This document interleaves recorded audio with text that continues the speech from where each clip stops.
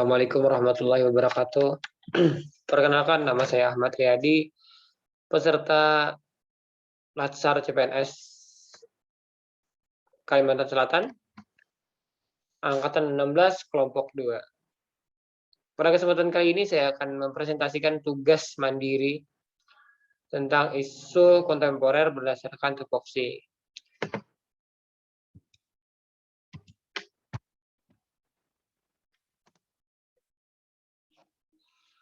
Isu yang ditemukan pada lingkungan sekitar ada 6 isu, ada pelanggaran protokol kesehatan, bullying di media sosial, pertikaian antar kelompok, ada budaya literasi, berita hoax, dan ujaran kebencian.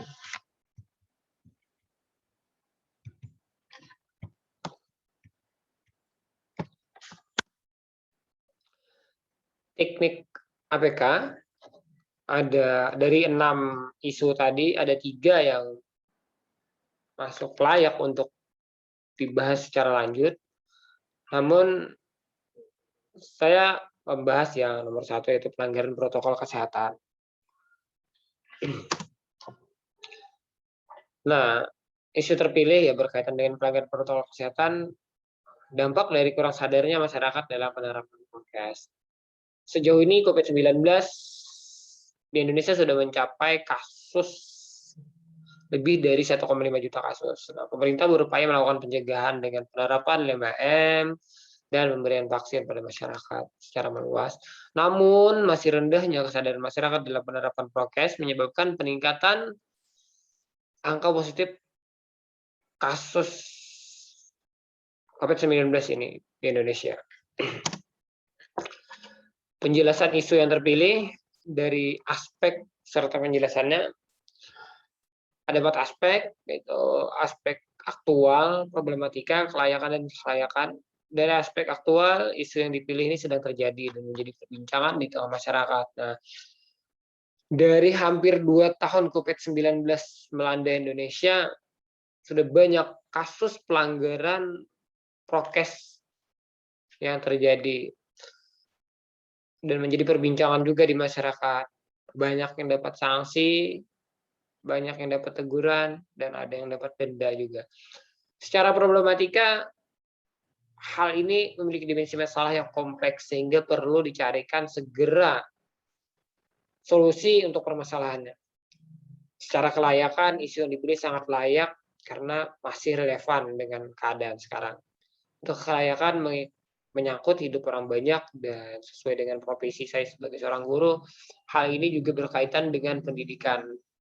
Masyarakat juga memerlukan pendidikan, walaupun pada sekarang COVID-19 ini.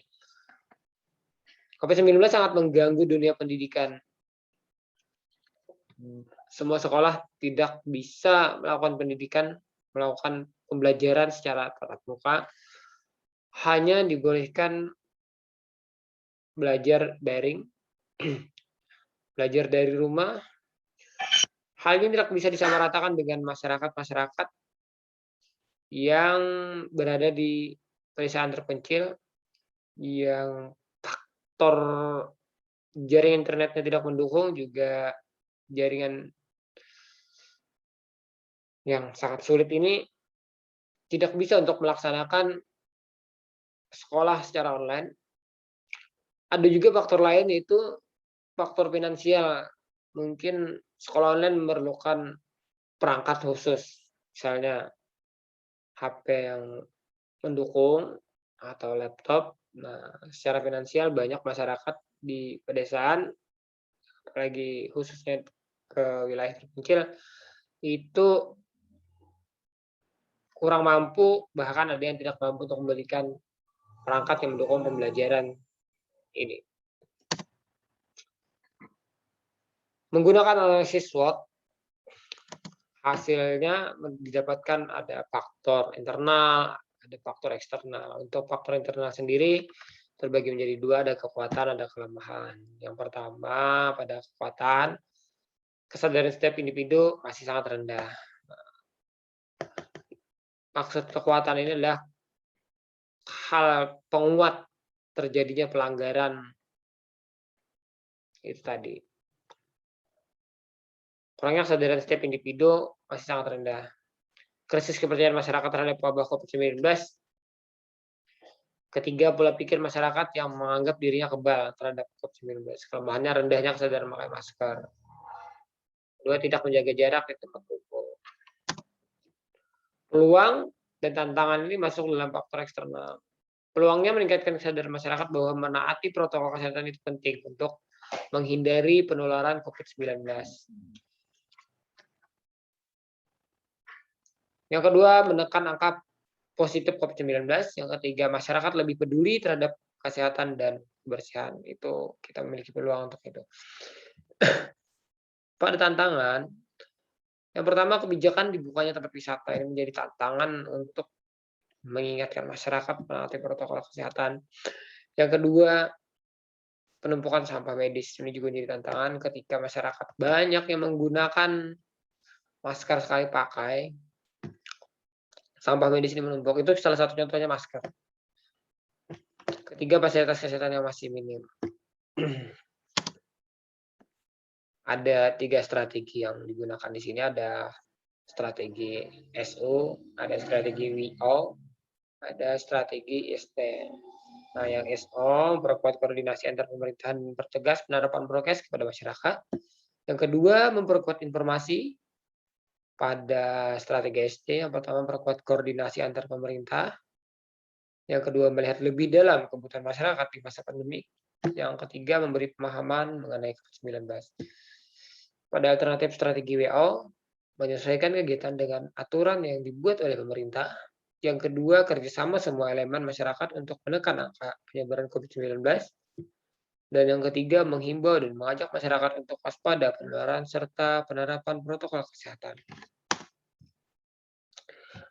Berikutnya, rekomendasi strategi penyelesaian masalah. Pada akar masalah rendahnya kesadaran memakai masker dan akar permasalahan yang masih banyak berkerumun dengan tidak menjaga jarak di tempat umum, rekomendasinya sama, yaitu memperkuat koordinasi di elemen pemerintahan pusat sampai pada perangkat desa untuk berperan dalam penekanan angka COVID-19. Dan yang ketiga, masih rendahnya kesadaran tentang bahaya COVID-19. Rekomendasi strateginya adalah memberikan pengertian kepada masyarakat secara luas bahwa COVID-19 ini sangat berbahaya dan mematikan. Hal yang dapat dilakukan bisa melalui seminar, sosialisasi, pembagian masker, dan berbagai macam cara lainnya. Mungkin itu saja yang dapat saya paparkan. Salah hilaf mohon maaf. Wabillahi taufiq wal hidayah. Wassalamualaikum warahmatullahi wabarakatuh.